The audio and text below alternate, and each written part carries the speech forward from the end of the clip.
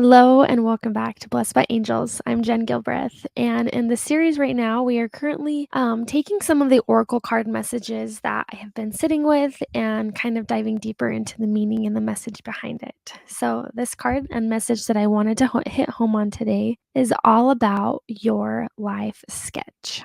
So, without further ado, let's dive right in.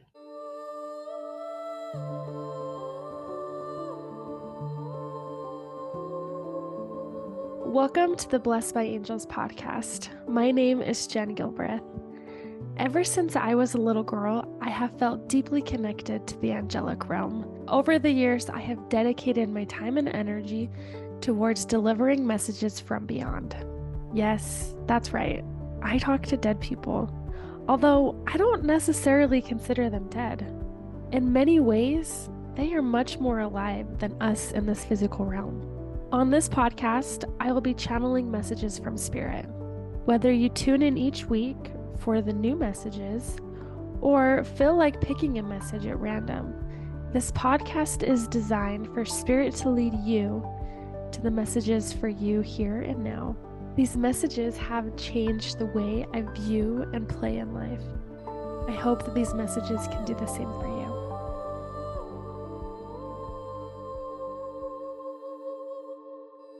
I actually first wanted to start with a cute little magical poem / short story that I feel represents this very beautifully. I always have felt so connected to the fairy realm as a child. Communication with the fairies is what I do now with ancestors and loved ones in mediumship readings.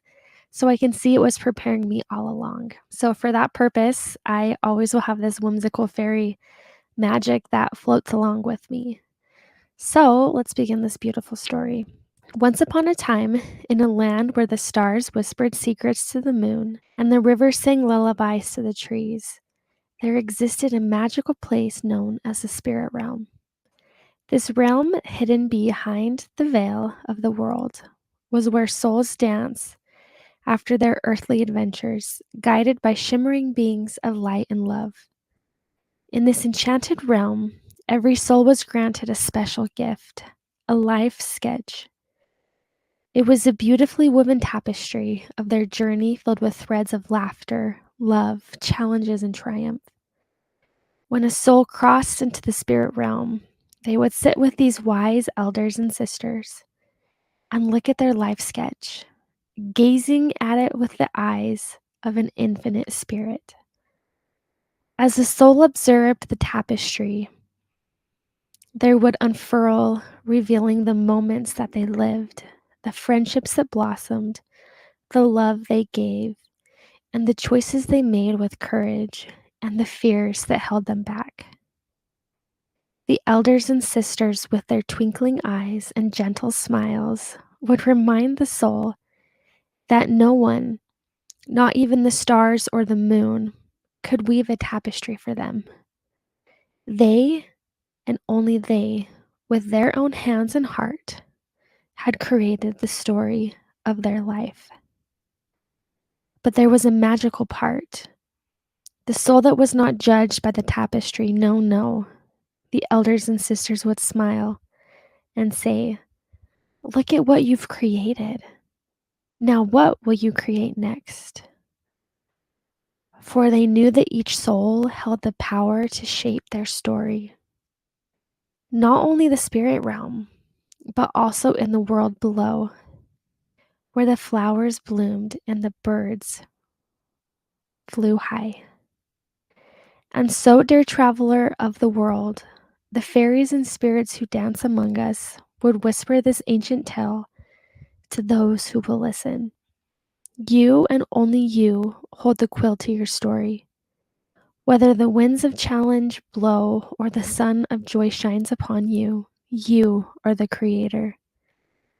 Dream grand dreams, for the stars will cheer you on. Feel your fears, for they are but shadows that cannot harm you. And always, always have the courage to live fully, for the world is waiting to be enchanted and to be lived, and the life to be weaved through you. And thus the tale would end, not with a closing chapter, but with an invitation to live your own fairy tale. With wonder, with heart, and with bravery, write it boldly. The spirit realm awaits, but first, there is so much magic yet to create in the world below.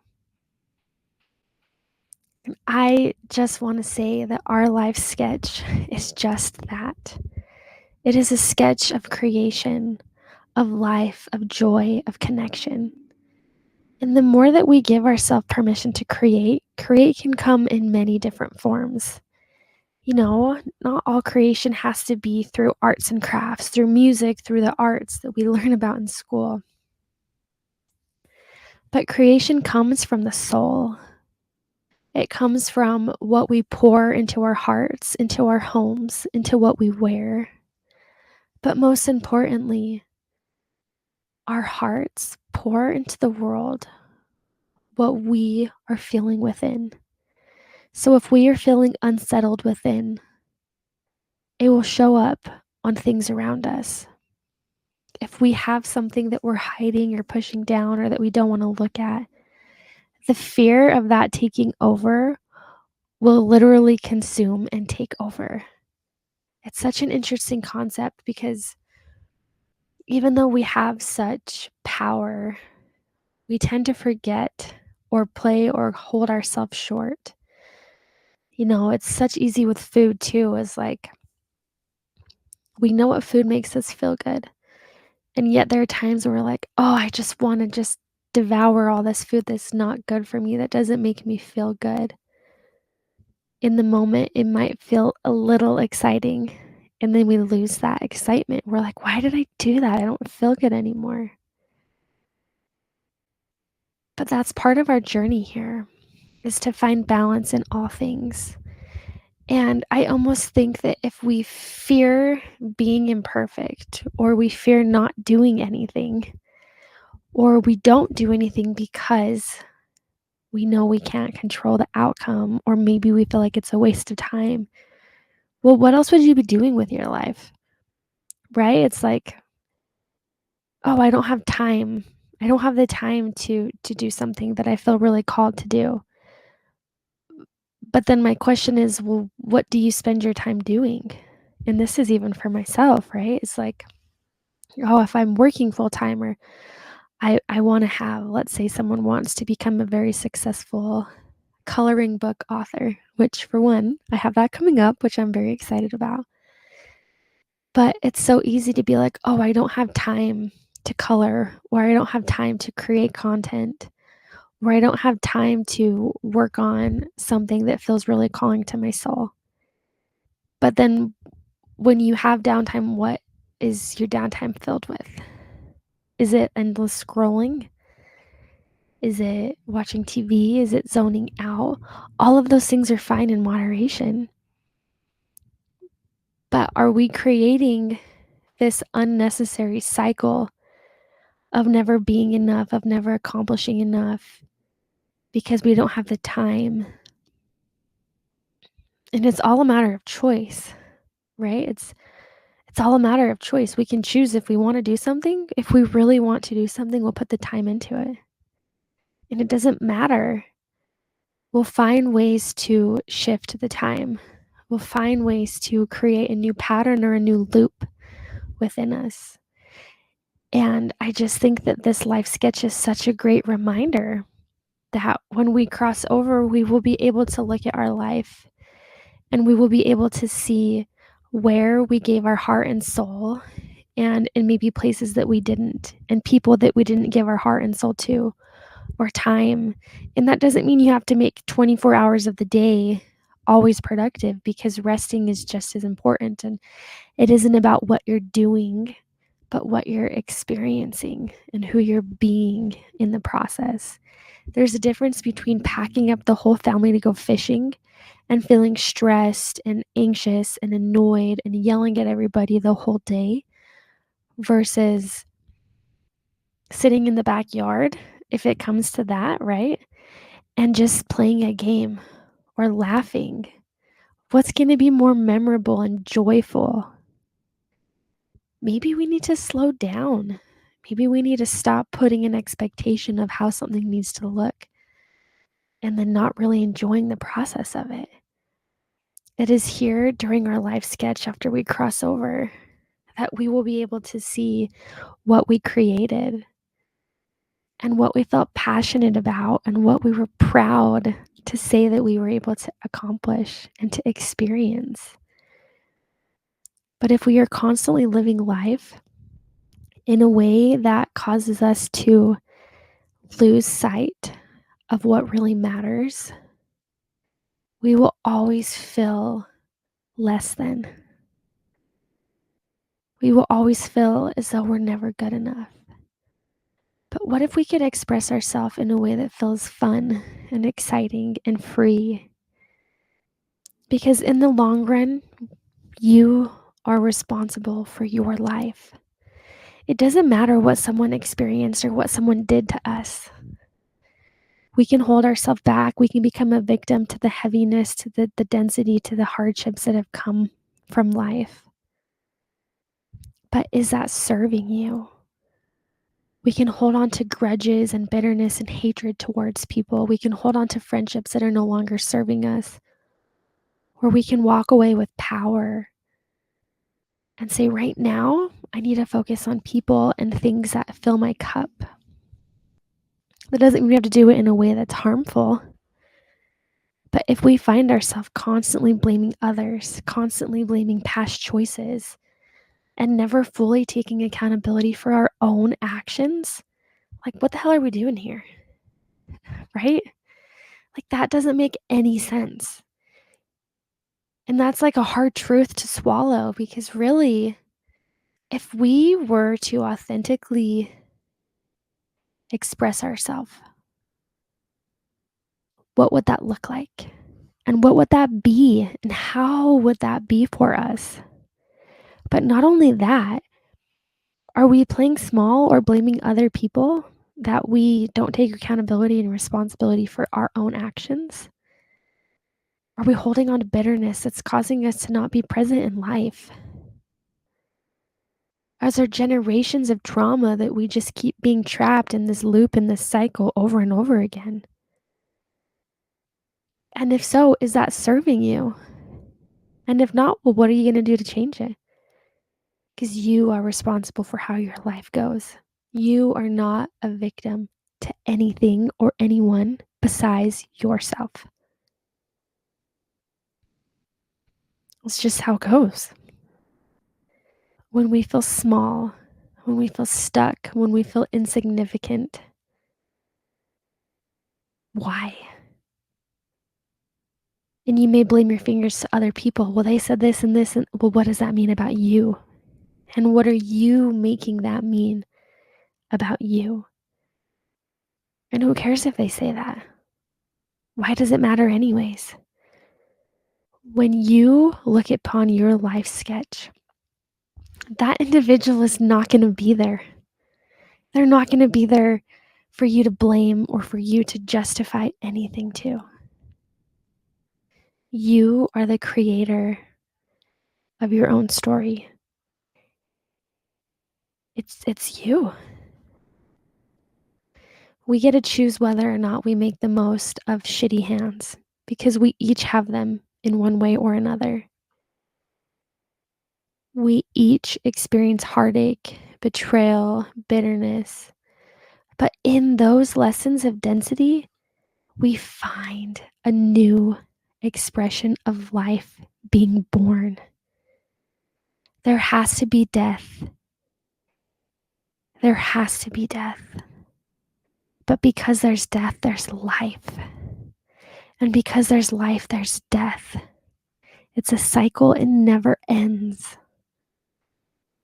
So if we choose to become victim and we don't take accountability for our own actions, for the heartache or the bitterness or the resentment that we're holding towards somebody else, the only person it is affecting is you. Because at the end of the day, it is only you that will reflect on your life. It is only you that will look at your life. It is only you that has the say in what you experience, even in the spirit realm, about your own freaking life here. It's you. You are responsible.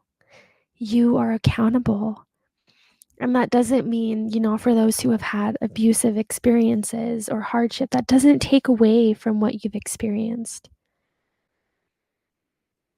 And that doesn't give them freedom to be like, hey, this is okay. I'm okay that you did that, because that's not okay either. The thing is that if there is that showed up in your space, in your life, in your lessons, maybe, just maybe, there's a lesson in it.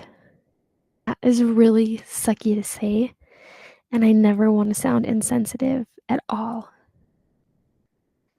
The thing is that we have these experiences for us to learn, and some of these things are not our choice. Some of these things are forced upon us.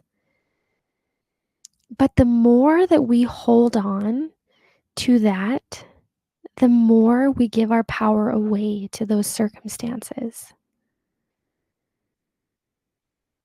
And the one thing that the medicine wheel has taught me, and that our ancestors have taught me, is the regret that they had allowing those unchosen experiences to fall upon an individual. Is how much time and energy and power did they continuously give that they could have experienced in other ways.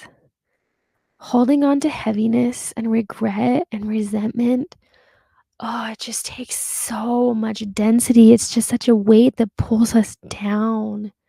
Forgiveness, acceptance, empowerment of the self feels so much lighter and in a different space of creation and a whole different way of flowing and connecting and being and bridging. So I hope that this isn't a message of like doom and gloom, but of transformation. Because yes, we all are given hands in this life that we don't always get to choose.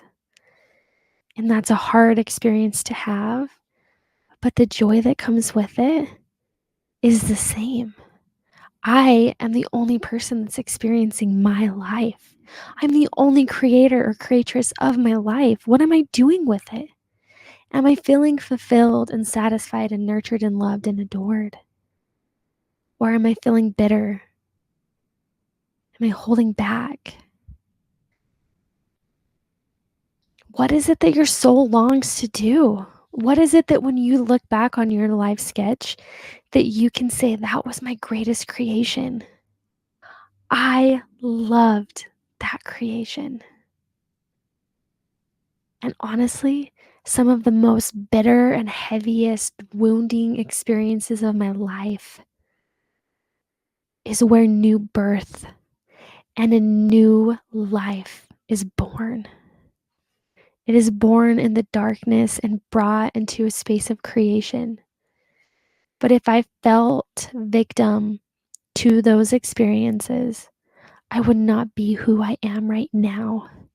I wouldn't have experiences. I would be completely shut down, a shell of a human stuck in cycles and patterns and heaviness. And some days I want to fall to that. But I get to choose. And you get to choose what you make of this life. And your angels and loved ones are here to support you, because they will be there helping you see your life from a spiritual perspective when you cross over. It's all up to you. So I wanted to end with a couple of questions. Like I said, I am such a writer, such a journaler, and in this space I find answers, soulful reflection. So regarding this beautiful podcast, what do you want to be proud of when you review your final life sketch in the spirit realm? What have you set what have you set aside? What have you set aside because of fear? What can you do to bring a new sense of life into your space? And with that, I just want you to know, beautiful souls, that we are all moving and grooving. We're navigating this human life, and we're doing a good job. There's ups and downs, ebbs and flows, heartache and hardship, laughter and joy. But when we take time to pull back and remember that we are spirit having a human experience, I find it gives us a little more courage to do the thing that we feel called to. I want to thank you so much, Soul Tribe, for joining. Like always, if this podcast registers or really relates to you, I would love for you to send it to anyone that you feel could use this message. I thank you and I bless you. And so it is. Thank you for tuning in to the Blessed by Angels podcast. It is such an honor to deliver these messages from beyond. If you want to connect deeper to your angelic realm and the support team that you have, I have a plethora of resources on my website at blessedbyangels.org. And of course, I'll leave the link in the show notes. You are connected to the divine. Having divine connection is an innate ability that each and every one of us have. Before we came here, we were spirit. And after we leave this realm, we are introduced back into the spirit world. So having spirit-to-spirit conversations and knowings and understandings are innately and infinitely who you truly are. When we step into this body, we tend to forget. We are not separated from the divine. There is just a lack of remembrance. Thank you so much for being a part of this podcast, and I look forward to delivering more messages from beyond.